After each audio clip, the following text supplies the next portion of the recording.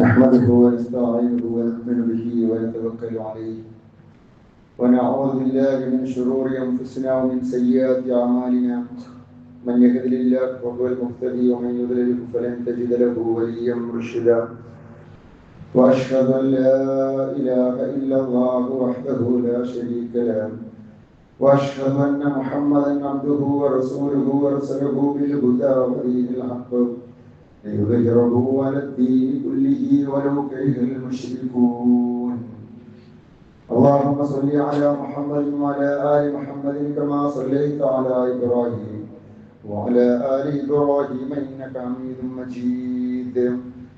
اللهم بارك على محمد وعلى ال محمد كما باركت على ابراهيم وعلى ال ابراهيم انك حميد مجيد. أما بعد فإن خير الحديث كتاب الله وخير الهدي هدي محمد صلى الله عليه وسلم وشر الأمور محدثاتها وكل محدثة بدعة وكل بدعة ضلالة وكل ضلالة في النار. أيها الناس اتقوا الله حق تقاته ولا تموتن إلا وأنتم مسلمون. أعوذ بالله من الشيطان الرجيم. بسم الله الرحمن الرحيم. ولا تقف ما ليس لك به علم إن السمع والبصر والفؤاد كل أولئك كان عنه مسؤولا. വിശ്വാസികളെ സർവ്വലോകരക്ഷിതാവായ അള്ളാഹുവിൻ്റെ വിധിവിലക്കുകൾ യഥാവിധി ജീവിതത്തിൽ പകർത്തുവാനും വിശ്വാസിയായി ജീവിച്ച് ഈമാനോടെ മരിക്കുവാനും പരിശ്രമിക്കണമേ എന്ന് എന്നെയും നിങ്ങളെയും ഓർമ്മിക്കുകയാണ്. കരുണാവാരിധിയായ നാഥൻ അവന് ഭയപ്പെട്ട് ജീവിക്കുന്ന മുത്തഖീങ്ങളായ ദാസന്മാരുടെ കൂട്ടത്തിൽ നമ്മേവരെയും ഉൾപ്പെടുത്തി അനുഗ്രഹിക്കുമാറാവട്ടെ. മനുഷ്യന് അല്ലാഹു നൽകിയിരിക്കുന്ന സവിശേഷതകളിൽ ഏറെ പ്രധാനപ്പെട്ട ഒന്നാണ് അവന്റെ ബുദ്ധിയും വിവേകവും. അത് മനുഷ്യനോളം ഈ ഭൂമിയിൽ വേറെ ഒരു ജീവിക്കും അല്ലാഹു നൽകിയിട്ടില്ല. ബുദ്ധിയുള്ള ആളുകൾ ആ ബുദ്ധിയെ അധികരിപ്പിക്കുവാനും ബുദ്ധിപരമായ പ്രവർത്തികളിലൂടെ കൂടുതൽ കൂടുതൽ ഉന്നതിയിലെത്തുവാനും വേണ്ടി പരിശ്രമിക്കുകയും ചെയ്യും. അതാണ് മനുഷ്യന്റെ ഒരു രീതി. അങ്ങനെയാണ് മനുഷ്യൻ ചെയ്യേണ്ടത്. അപ്പോഴാണ് അവൻ മനുഷ്യനാവുന്നത്. വിശുദ്ധ ഖുർആൻ സൂറത്തുൽ ഇസ്രാഇന്റെ 36-ാമത്തെ ആയത്തിലൂടെ പഠിപ്പിക്കുന്ന കാര്യം വലാ തഖ്ഫു മാ ലൈസ ലക ബിഹി ഇൽമൻ. നിനക്ക് അറിവില്ലാത്ത ഒരു കാര്യത്തിന്റെ കൂടെ നീ ആവരുത്. ഇന്ന സമഅ വൽ ബസറ വൽ ഫുആദ. കാരണം അല്ലാഹു നിങ്ങൾക്ക് നൽകിയിരിക്കുന്ന അനുഗ്രഹങ്ങളിൽ പ്രധാനപ്പെട്ട സമഅനെ കുറിച്ചും ബസറിനെ കുറിച്ചും, നിങ്ങളുടെ കേൾവി ശക്തിയെ കുറിച്ച്, കാഴ്ചയെ കുറിച്ച്, അതിനപ്പുറം നിങ്ങളുടെ ഫുആദ് ചിന്താശേഷിയെ കുറിച്ചും അല്ലാഹു ചോദിക്കുക തന്നെ ചെയ്യും. ഉലൈക കാന അൻഹു മസ്ഊല കുല്ല ഉലൈക കാന അൻഹു മസ്ഊല. ഇതിനെ കുറിച്ചെല്ലാം അല്ലാഹുവിന്റെ അടുക്കൽ ചോദ്യം ചെയ്യപ്പെടുക തന്നെ ചെയ്യും. അതുകൊണ്ട് തന്നെ ബുദ്ധിയുള്ള ഒരു മനുഷ്യൻ അതിനെ നശിപ്പിക്കുന്ന, ഇല്ലാതാക്കുന്ന പ്രവർത്തികളിൽ ഏർപ്പെടുകയില്ല. അതിനെ പരിപോഷിപ്പിക്കുന്ന, അതിനെ കൂടുതൽ ക്രിയാത്മകമാക്കി മാറ്റുന്ന പ്രവർത്തികളിലാണ് ഏർപ്പെടുക. അതായിരിക്കണം ഒരു മനുഷ്യന്റെ സ്വഭാവം. വിശിഷ്യ ഒരു വിശ്വാസി, ഒരു മുസ്ലിം അങ്ങനെയായിരിക്കണം. ഹസനുൽ ബസ്രി റഹ്മത്തുള്ളാഹി അലൈഹി അദ്ദേഹം പഠിപ്പിക്കുന്ന ഒരു ചിന്ത, ലൗ കാനൽ അഖ്ലു യുഷ്തറ ലതുആലൻ നാസു ഫീ സമനിഹി. മനുഷ്യന്റെ ബുദ്ധി എങ്ങാനും പണം കൊടുത്ത് വാങ്ങാൻ സാധിക്കുമായിരുന്നെങ്കിൽ ഇത് കഴിയില്ലല്ലോ. മനുഷ്യൻ അല്ലാഹ് എത്രയാണോ അക്കല്, ചിന്താശേഷി, ബ്രെയിന്, ആ ബ്രെയിനിന്റെ തൂക്കമല്ല, മറിച്ച് അതിന്റെ ഒരു ശേഷി, അതിന്റെ ഒരു പ്രവൃത്തി, അത് മനുഷ്യന് വില കൊടുത്ത് വാങ്ങാൻ സാധിക്കുമായിരുന്നുവെങ്കിൽ, ബുദ്ധിശക്തി വില കൊടുത്ത് വാങ്ങാൻ സാധിക്കുമായിരുന്നുവെങ്കിൽ എന്ത് വില കൊടുത്തും മനുഷ്യന്മാര് അത് വാങ്ങുമായിരുന്നു. അങ്ങനെ ലോകത്ത് ഏറ്റവും ബുദ്ധിയുള്ള ആളാകാൻ വേണ്ടി ഒരു പണക്കാരൻ ശ്രമിക്കുമായിരുന്നു. അങ്ങനെ മനുഷ്യന് സാധിക്കുമായിരുന്നുവെങ്കിൽ, പക്ഷെ അതിനുള്ള ഒരു രീതിയിലല്ല അള്ളാഹു മനുഷ്യർക്ക് ബുദ്ധിശക്തി കൊടുത്തത്. അത് പറമ്പ് പൈസ കൊടുത്ത് വാങ്ങണമായിരുന്നു. അതല്ലെങ്കിൽ വണ്ടി കാശ് കൊടുത്ത് വാങ്ങുന്നത് പോലെ ബുദ്ധിശക്തി കാശ് കൊടുത്ത് വാങ്ങാൻ പറ്റൂല. അതാണല്ലോ യാഥാർത്ഥ്യം. എന്നിട്ട് തുടർന്ന് അദ്ദേഹം പറയുന്നത് ഫൽ അജബ്, എന്നാൽ അത്ഭുതമുള്ള കാര്യം അതിലല്ല. എന്തിനാണ് അത്ഭുതം?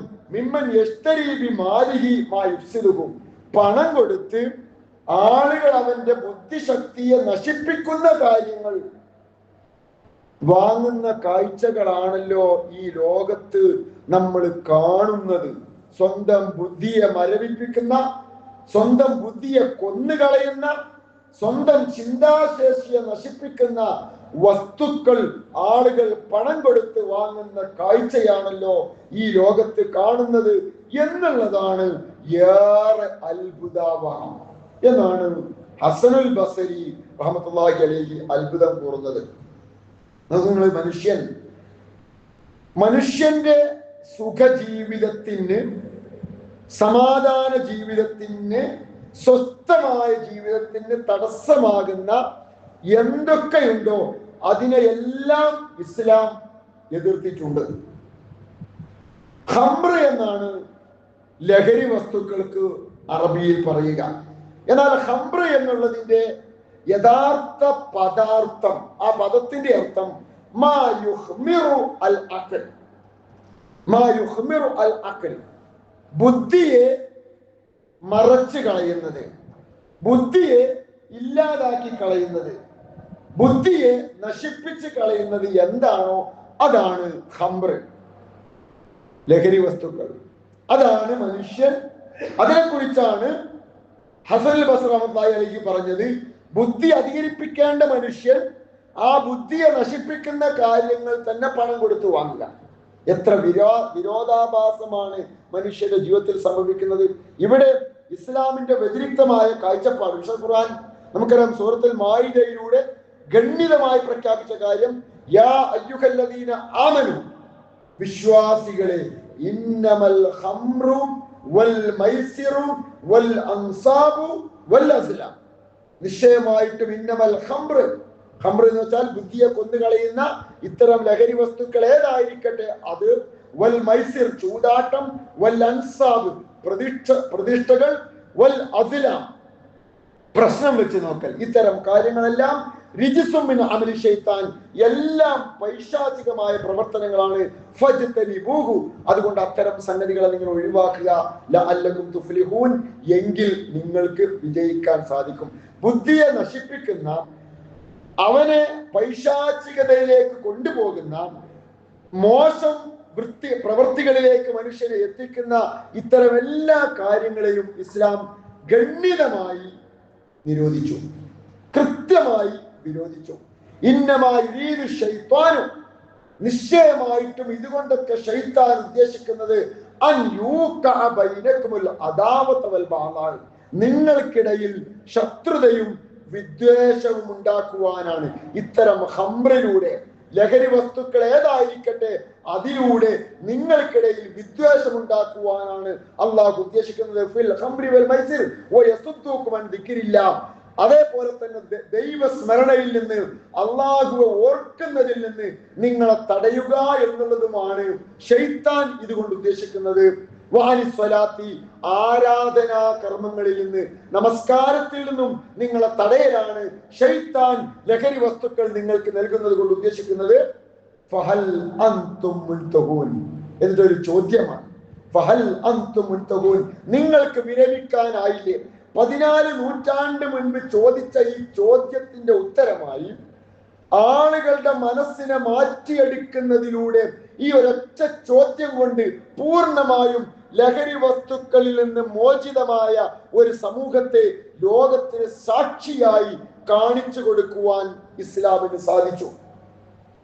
ഒരൊറ്റ പ്രസ്താവനയിലൂടെ ഫഹൽ അൻതും മുൻതഹൂൻ, നിങ്ങൾക്ക് വിരമിക്കാനായില്ലേ എന്ന ചോദ്യത്തിലൂടെ മനുഷ്യർക്കിടയിൽ ഇന്ന് ഈ ലഹരി വസ്തുക്കളുടെ ഉപയോഗം കൊണ്ട് ഉണ്ടാകുന്ന വിപത്ത്, മയക്കുമരുന്ന് എന്നാണ് മനുഷ്യർ പറയാ.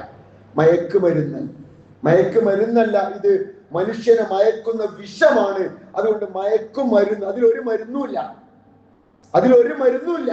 വെള്ളിക്കോലി എന്ന് പറഞ്ഞ മാതിരി പ്രയോഗം മാത്രം. മയക്കുവിഷം, അതിലൂടെ മനുഷ്യനിടയിൽ വിദ്വേഷവും വെറുപ്പും അക്രമവും അറുംകൊലയും എന്തെല്ലാം വിപത്താണ് അതിന്റെ പേരിൽ ലോകത്ത് സംഭവിച്ചുകൊണ്ടിരിക്കുന്നത്. അത് ഏത് ടൈപ്പായാലും, നിരോധിച്ച വീര്യം കുറഞ്ഞതായാലും കൂടിയതായാലും, ഗവൺമെന്റിന്റെ കാഴ്ചപ്പാടില് കുഴപ്പമില്ല എന്ന് തോന്നുന്നതായാലും അല്ലാത്തതായാലും, ഒരു വിശ്വാസിയെ സംബന്ധിച്ചിടത്തോളം, ഒരു മുസ്ലിമിനെ സംബന്ധിച്ചിടത്തോളം എല്ലാ ടൈപ്പും അവന് ഹറാമാണ്. കൊല്ലു മുസ്ലിം, ലഹരി ഉണ്ടാക്കുന്ന എല്ലാ വസ്തുക്കളും ഹംറ്, അത് ഹംറാണ്. എല്ലാ ലഹരി ഉണ്ടാക്കുന്നതും ഹംറാണ്. ഹംറ് എന്ന് പറഞ്ഞാൽ കള്ള് എന്ന അർത്ഥത്തിൽ വരുന്ന വസ്തുക്കൾ മാത്രമല്ല, ലഹരി ഉണ്ടാക്കുന്നതായിട്ട് ഏതൊക്കെയുണ്ടോ അതെല്ലാം ഹംറാണ്. വകുല്ലു ഹംറിൻ ഹറാം, എല്ലാ ഹംറും വിശ്വാസികൾക്ക് ഹറാമുമാണ്. എന്നിട്ട് നബിസാഹിബ് ഒന്നുകൂടി വിശദീകരിച്ചു, മാ അസ്കറ കസീറുഹു, കൂടുതൽ ഉപയോഗിച്ചാൽ ലഹരി ഉണ്ടാക്കുന്നത് ഫഖലീലുഹു ഹറാം, അത് കുറച്ച് ഉപയോഗിച്ചാലും ഹറാമാണ്. ചില ആളുകൾ അങ്ങനെയൊക്കെ മോഡേൺ വ്യാഖ്യാനങ്ങൾ പല നൽകും. ഇത് അതല്ലേ, അതിന്റെ പേര് ഇന്നതല്ലേ, ഇത് അത്ര കുഴപ്പമില്ല, ഇത് കുടിച്ചാൽ വലിയ പ്രശ്നമല്ല, ഇത് ജസ്റ്റ് ഒന്ന്, അങ്ങനെയൊക്കെ ഉണ്ടല്ലോ. അങ്ങനെയൊക്കെയാണ് പുതിയ തലമുറയെ, ന്യൂ ജനറേഷന് ഇത്തരം അപകടത്തിലേക്ക് കൊണ്ടുപോകാറുള്ളത്. 14 നൂറ്റാണ്ട് റസൂൽ പറഞ്ഞു, മാ അസ്കറ കസീറുഹു ഫഖലീലുഹു ഹറാം, കൂടുതൽ ഉപയോഗിച്ചാൽ ലഹരി ഉണ്ടാകുന്നത് കുറഞ്ഞ അളവിലായാലും അതിന് ഒരു മാനദണ്ഡം, അതിന് ഒരു കണ്ടീഷനും ഇസ്ലാമിലില്ല. അങ്ങനെ ലഹരി ഉണ്ടാക്കുക, അങ്ങനെ ആയാൽ കുഴപ്പമില്ല, ഇങ്ങനെ ആയാൽ കുഴപ്പമില്ല എന്ന് പറഞ്ഞ് വ്യാഖ്യാനിക്കാൻ നിൽക്കേണ്ടതില്ല. അല്പമായാലും അത് ഹറാം തന്നെയാണ്. ഇന്ന് പല ടൈപ്പ് വ്യാഖ്യാനം. സോഷ്യൽ ഡ്രിങ്കേഴ്സ്, എന്താ, ആളുകൾക്ക് അങ്ങനെ കമ്പനി കൂടുമ്പോൾ ഒന്ന് കുറേശ്ശൊക്കെ, അല്ലെങ്കിൽ വേറെ എന്തെങ്കിലും പാർട്ടി ഉണ്ടാകുമ്പോൾ ഒന്ന് കുറേശ്ശെ, അല്ലെങ്കിൽ യാത്രയിൽ, ഫ്ലൈറ്റ് യാത്രയിലാണെങ്കിൽ ഒരു കുറച്ച്, അങ്ങനെയൊക്കെ അതിനെയൊക്കെ മാന്യവൽക്കരിക്കുക, അതിനെയൊക്കെ ഒരു ബഹുമാനത്തോട് നോക്കി കാണാൻ. ഇസ്ലാം എല്ലാറ്റിനെയും നികൃഷ്ടമായിട്ടാണ് കണ്ടിരിക്കുന്നത്.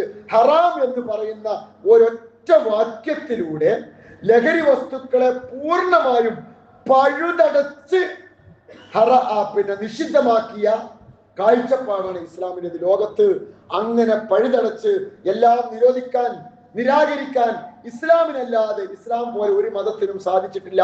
വിശുദ്ധ ഖുർആൻ പോലെ ഒരു വേദഗ്രന്ഥത്തിനും വേറെ അത് സാധിച്ചിട്ടില്ല.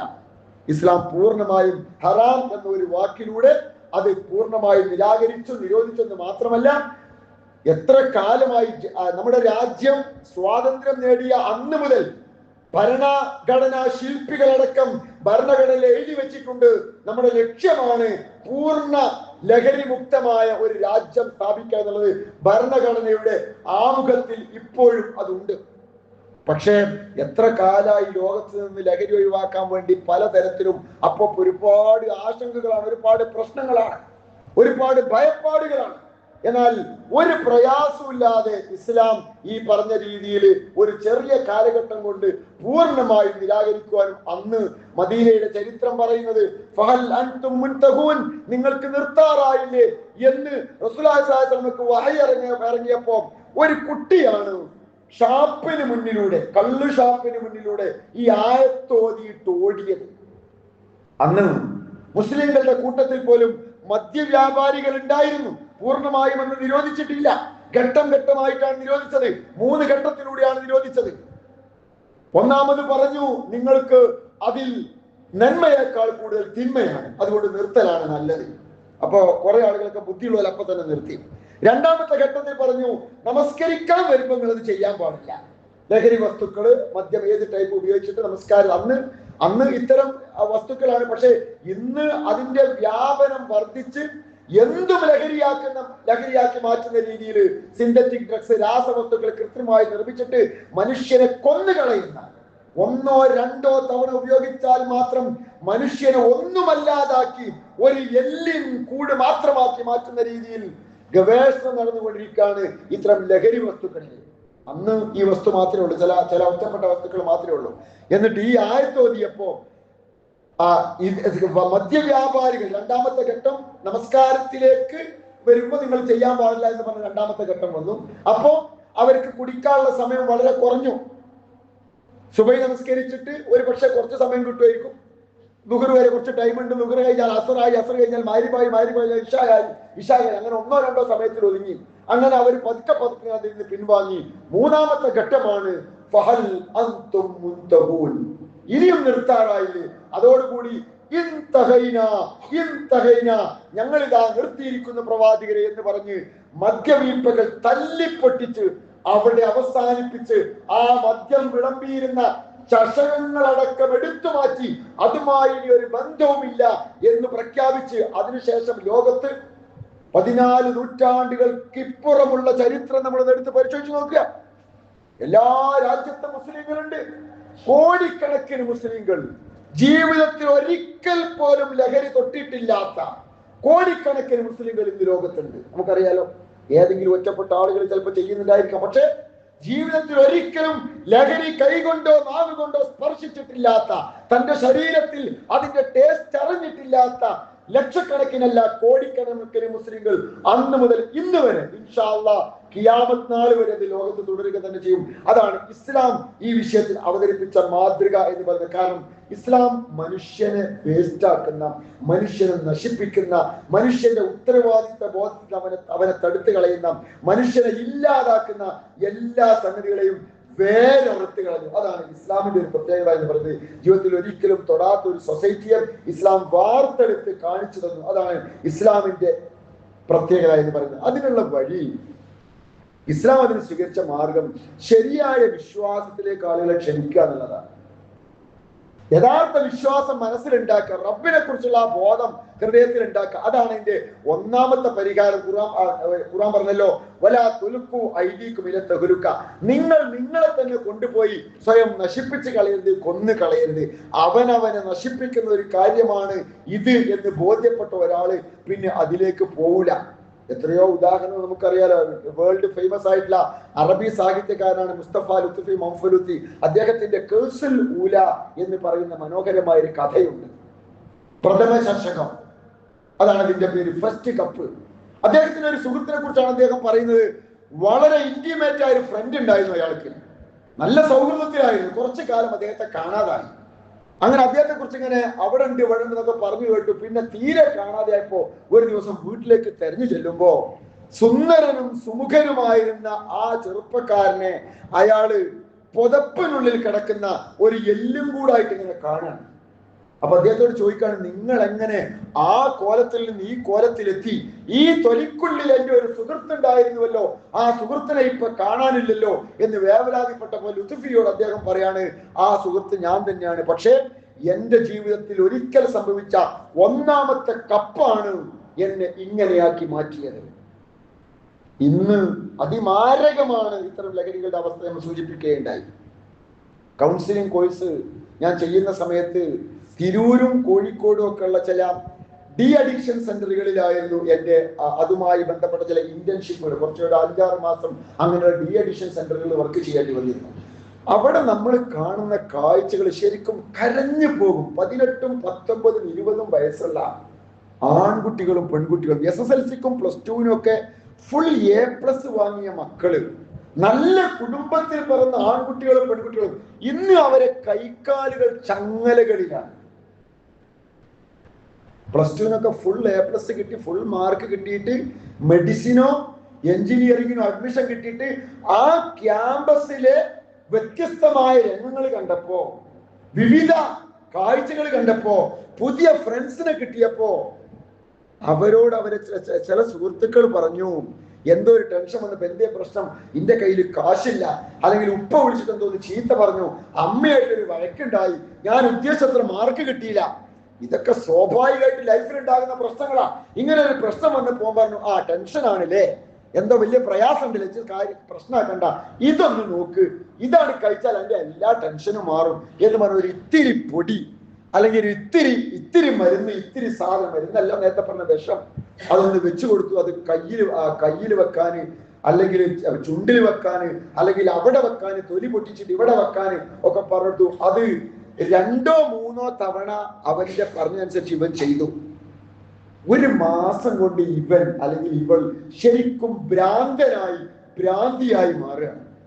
അവന്റെ ബ്രെയിൻ ഞുരുമ്പിക്കുന്നു, അവന്റെ പല്ലുകൾ കൊഴിഞ്ഞു പോകുന്നു, അവന്റെ ശരീരം മരവിക്കുന്നു, അവന്റെ എല്ലുകളുടെ ശക്തി നഷ്ടപ്പെടുന്നു.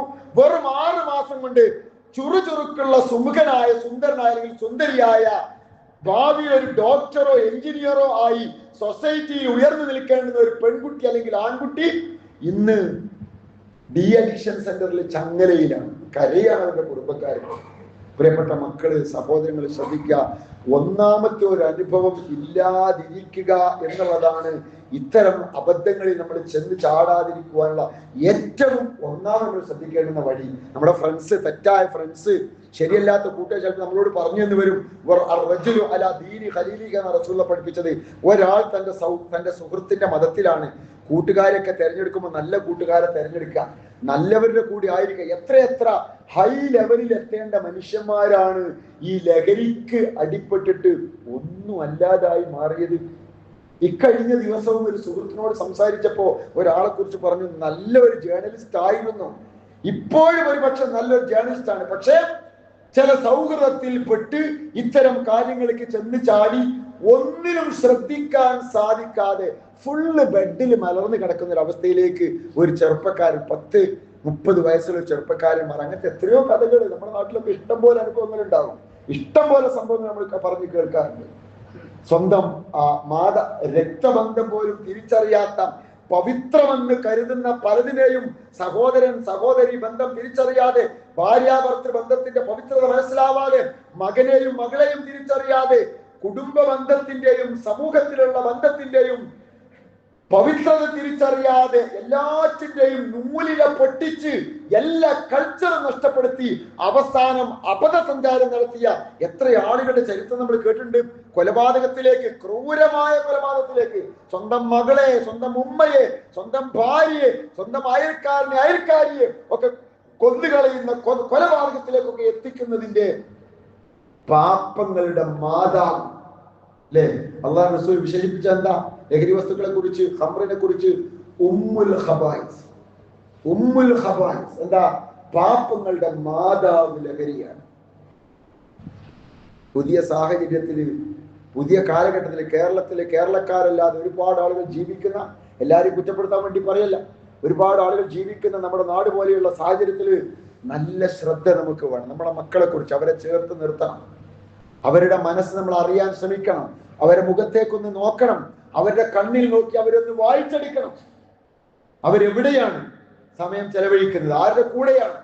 ബർത്ത്ഡേ പാർട്ടി എന്ന് പറഞ്ഞ്, ന്യൂ ഇയർ പാർട്ടി എന്ന് പറഞ്ഞ്, ഫുട്ബോൾ ആരവം എന്നും പറഞ്ഞ്, ലോകകപ്പ് എന്നും പറഞ്ഞൊക്കെ മിതമായ നിലക്ക് അതൊക്കെ ആവാം. ഞാൻ എന്നെ കുറ്റപ്പെടുത്തിയല്ല, ഒരു ഫുട്ബോൾ കാണാൻ പോയി എന്നുള്ളത് കൊണ്ട് വലിയ പ്രശ്നമില്ല. പക്ഷെ അപ്പോഴും നമ്മുടെ മക്കൾ എവിടെയാണ്, എന്താണ്, ആരാണ് കൂടെ എന്ന തിരിച്ചറിവും തിരിച്ചു വരുന്നത് എങ്ങനെയാണ് എന്നുള്ള ബോധവും ഇല്ലെങ്കിൽ മാഫിയക്കാരും ക്രിമിനലുകളും തീവ്രവാദികളും ഒക്കെ നമ്മുടെ മക്കളെ, പുതുതലമുറയെ റാഞ്ചിക്കൊണ്ടു പോവാൻ കാത്തിരിക്കുന്ന അവസ്ഥയിലാണ് ചുറ്റുപാടുകൾ. സ്വന്തം അച്ഛൻ വാറ്റിയിട്ട്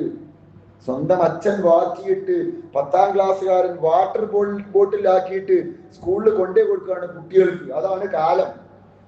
ഇനി നമ്മൾ കണ്ണു തുറന്നിട്ടില്ലെങ്കിൽ, ഇനിയും നമ്മൾ ശ്രദ്ധിച്ചിട്ടില്ലെങ്കിൽ, ഇനിയും നമ്മൾ ഇത്തരം കാര്യങ്ങളെ കുറിച്ച് ബോധവാന്മാരല്ലെങ്കിൽ നമ്മുടെ വീട്ടിലും ഇത്തരം ദുരന്തങ്ങൾ സംഭവിക്കും. അതുകൊണ്ട് പുതുതലമുറയെ നമ്മൾ ചേർത്ത് നിർത്തുക. ഇന്ന് ലോക ലഹരി വിരുദ്ധ ദിനമാണ്. ഈ ദിനത്തിൽ മാത്രമല്ല ഒരു വിശ്വാസിക്കത് ഹറാമ്, എല്ലാ ദിവസവും ഹറാമാണ്, എവിടെ വെച്ചും ഹറാമാണ്. ഫ്ലൈറ്റിലായാലും, കാശ്മീരിലായാലും, തണുത്തോടത്തായാലും, ചൂടുള്ളോടത്തായാലും, ഒറ്റക്കായാലും, ഫ്രണ്ട്സിന്റെ കൂടെയായാലും, എല്ലായിടത്തും ഒരു വിശ്വാസിക്കത് ഹറാമാണ്. അതുകൊണ്ട് ഞാനും എൻ്റെ ഏറ്റവും ചുരുക്കി നമ്മൾ അവിടുന്ന് തുടങ്ങും, ഞാനും എൻ്റെ കുടുംബവും ഇതുമായി ബന്ധപ്പെടുകയില്ല എന്ന ഒരു പ്രതിജ്ഞ നാട്ടിലൊക്കെ ഒരുപാട് പ്രതിജ്ഞകൾ നടക്കാറുണ്ട്, പിന്നെ അതേപോലെ ബോധവൽക്കരണങ്ങൾ നടക്കാറുണ്ട്. അതൊക്കെ നടക്കണം. പക്ഷെ നമ്മുടെ ഉള്ളിലൊരു ബോധം വേണം. കുട്ടികളൊക്കെ നന്നായിട്ട് ശ്രദ്ധിക്കുക. ഒരു ഐസിന്റെ രൂപത്തിലോ ഒരു ഐസ്ക്രീമിന്റെ രൂപത്തിലോ ഒരു ചോക്ലേറ്റിന്റെ രൂപത്തിലോ ഒക്കെ അപകടം നമ്മുടെ മുൻപിലേക്ക് വരും. ഇക്കഴിഞ്ഞ ദിവസം നമ്മുടെ സ്കൂളിന്റെ പരിസരത്തുണ്ടായ ഒരു സംഭവം, ഒരു ചെറുപ്പക്കാർ, ഒരു ടീം, 3 ആളുകളുടെ ഒരു ടീം, ചെറുപ്പക്കാരുടെ ടീം കുട്ടികൾക്ക് ഇങ്ങനെ ഫ്രീ ആയിട്ട് വിതരണം ചെയ്യുന്നു. ഈ കൊടുക്കുന്ന മിഠായി എന്താന്നുള്ളത് നമുക്കറിയില്ല. അപ്പൊ ഈ ഫ്രീ വാങ്ങുന്നതൊക്കെ നമ്മൾ അബദ്ധവശാൽ വാങ്ങി കഴിക്കാൻ പാടില്ല. ഇത്തരം ഓഫറുകൾ നമ്മൾ ചെന്ന് ചാടാൻ പാടില്ല.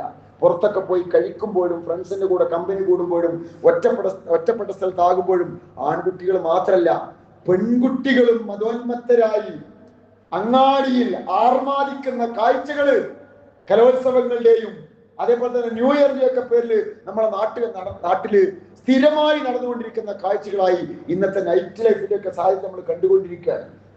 അതുകൊണ്ട് ആൺകുട്ടികളെ മാത്രം ശ്രദ്ധിച്ചാൽ പോരാ, പെൺകുട്ടികളെയും ശ്രദ്ധിക്കണം. പെൺകുട്ടികളും സ്വയം ശ്രദ്ധിക്കണം. ഉമ്മമാരും ഉപ്പമാരും എല്ലാ കാര്യത്തിലും ഒരു ജാഗ്രത പാലിക്കണം. ഒന്നാമത്തേത് ശക്തമായ ബോധവൽക്കരണം തന്നെയാണ് മാർഗം. നന്നായിട്ട് കാര്യങ്ങൾ ഇതിന്റെ ഭവിഷ്യത്തിനെ കുറിച്ച് പറഞ്ഞ് മനസ്സിലാക്കി കൊടുക്കുക. ധാർമ്മിക മൂല്യങ്ങൾ ഉൾക്കൊണ്ടുള്ള ബോധവൽക്കരണങ്ങൾ നമ്മൾ നിരന്തരമായി നിർവഹിക്കുക. രണ്ടാമത്തേത് ഇതിന്റെ ലഭ്യത ഇല്ലാതാക്കുന്ന ഒരു സാഹചര്യം നമ്മുടെ നാട്ടിൽ വേണം. ഇത് എല്ലായിടത്തും കട്ടൻ ചായ കിട്ടുന്ന ഒരു സാഹചര്യം ആണുള്ളത് എങ്കിൽ അപകടത്തിലേക്ക് ചെന്ന് പോകാൻ സാധ്യത കൂടും. അത് ഭരണകർത്താക്കളും അതേപോലെ നാടിന്റെ ഉത്തരവാദിത്തമുള്ള ആളുകൾക്ക് ശ്രദ്ധിക്കേണ്ടതാണ്. ലഭ്യത കുറക്കുക എന്നുള്ളത്. മൂന്നാമത്തെ കാര്യം, ശക്തമായ ശിക്ഷാ നടപടി. എത്ര സാധനമായിട്ട് പിടിച്ചാലും അടുത്ത ആഴ്ച പുറത്തന്നെയാണെങ്കിൽ ആളുകൾക്ക് ധൈര്യം കൂടും. അവിടെയൊക്കെ നമ്മൾ ശ്രദ്ധിക്കേണ്ടുന്ന രീതിയിൽ ഉത്തരവാദിത്തപ്പെട്ടവരെ ബോധവൽക്കരിക്കാൻ നമുക്ക് സാധിക്കേണ്ടതുണ്ട്. ശക്തമായ ശിക്ഷാ നടപടിയിലേക്ക് കാര്യങ്ങൾ എത്തിക്കണം. നാലാമത്തെ കാര്യം, നമ്മുടെ കുടുംബത്തെ എങ്കിലും നമ്മൾ കൃത്യമായി ശ്രദ്ധിക്കുക എന്നുള്ളതാണ്. അഞ്ചാമതൊരു കാര്യം കൂടിയുണ്ട്. ഇതിനടിപ്പെട്ട് പോയ ആളുകൾ ഉണ്ടാകും. അബദ്ധവശാൽ അടിപ്പെട്ടു പോയ ആളുകളെ, അവരെ നമ്മൾ കുറ്റപ്പെടുത്തി മാറ്റി നിർത്തിയിട്ട് കാര്യമില്ല. അവരെയും രക്ഷിച്ചെടുക്കുവാനുള്ള വഴി നമ്മുടെ നാട്ടിലൊക്കെ ഇന്നുണ്ട്. ചേർത്ത് നിർത്തി സ്നേഹപൂർവ്വം രക്ഷിച്ചെടുക്കാൻ. എൻ്റെ കഥ കഴിഞ്ഞ് എനിക്കിനി ഒരു രക്ഷയില്ല, പോയി ചത്തള എന്ന് പറയല്ല വേണ്ടത്.